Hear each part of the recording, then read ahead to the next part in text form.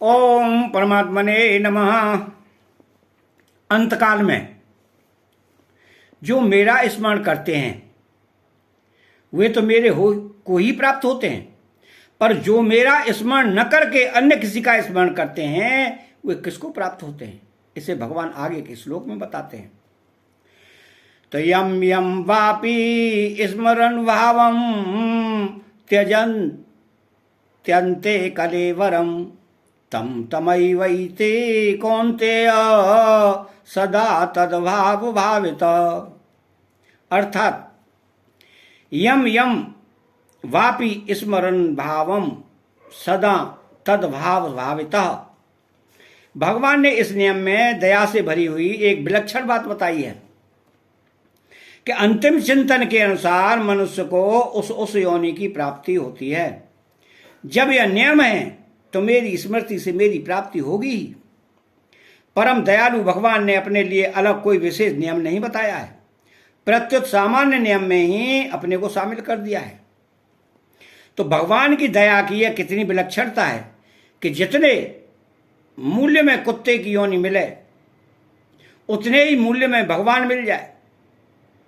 सदा तद्भाव भावितः का तात्पर्य है कि अंतकाल में जिस भाव का जिस किसी का चिंतन होता है, शरीर छोड़ने के बाद वह जीव जब तक दूसरा शरीर धारण नहीं कर लेता तब तक वह उसी भाव से भावित रहता है। अर्थात अंतकाल का चिंतन स्मरण वैसा ही स्थायी बना रहता है। अंतकाल के उस चिंतन के अनुसार ही उसका मानसिक शरीर बनता है और मानसिक शरीर के अनुसार ही वह दूसरा शरीर धारण करता है। कारण अंतकाल के चिंतन को बदलने के लिए वहां कोई मौका नहीं है, शक्ति नहीं है और बदलने की स्वतंत्रता भी नहीं है, तथा नया चिंतन करने का कोई अधिकार भी नहीं है।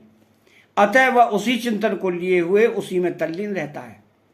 फिर उसका जिस किसी के साथ कर्मों का किंचित मात्र भी संबंध रहता है, वायु जल खाद्य पदार्थ आदि के द्वारा वह वही पुरुष जाति में प्रविष्ट होता है। फिर पुरुष जाति से स्त्री जाति में जाकर समय पर जन्म लेता है। जैसे कुत्ते का पालन करने वाला कोई मनुष्य अंत समय में कुत्ते को याद करते हुए शरीर छोड़ता है तो उसका मानसिक शरीर कुत्ते का बन जाता है, जिससे वह क्रम से कुत्ता ही बन जाता है, अर्थात कुत्ते की योनि में जन्म लेता है। इस तरह अंतकाल में जिस किसी का स्मरण होता है उसी के अनुसार जन्म लेना पड़ता है। परंतु इसका तात्पर्य यह नहीं है कि मकान को याद करते हुए शरीर छोड़ने से मकान बन जाएगा, धन को याद करते हुए शरीर छोड़ने से धन बन जाएगा आदि। प्रत्युत मकान का चिंतन होने से वो उस मकान में चूहा छिपकली आदि बन जाएगा और धन का चिंतन होने से वो सांप बन जाएगा आदि। तात्पर्य हुआ कि अंतकाल के चिंतन का नियम सजीव प्राणियों के लिए ही है, निर्जीव जड़ पदार्थों के लिए नहीं है। अतः जड़ पदार्थों का चिंतन होने से वह उससे संबंधित कोई सजीव प्राणी बन जाता है। तो मनुष्यतर पशु पक्षी प्राणियों को अपने अपने कर्मों के अनुसार ही अंतकाल में स्मरण होता है और उसी के अनुसार उसका अगला जन्म होता है। इस तरह अंतकाल के स्मरण का कानून सब जगह लागू पड़ता है, परंतु मनुष्य शरीर में यह विशेषता है कि उसका अंतकाल का स्मरण कर्मों के अधीन नहीं है, प्रत्युत पुरुषार्थ के अधीन है। पुरुषार्थ में मनुष्य सर्वदा स्वतंत्र है, तभी तो अन्य योनियों की उपेक्षा इसकी अधिक महिमा है। मनुष्य इस शरीर में स्वतंत्रता पूर्वक जिससे संबंध जोड़ लेता है उस संबंध के अनुसार ही उसका अन्य योनियों में जन्म हो जाता है। परंतु अंतकाल में अगर वह भगवान का स्मरण कर ले तो उसके सारे संबंध टूट जाते हैं, कारण वे सब संबंध वास्तविक नहीं है, प्रत्युत वर्तमान के बनाए हुए कृत्रिम हैं। जबकि भगवान के साथ संबंध स्वतः सिद्ध है, बनाया हुआ नहीं है।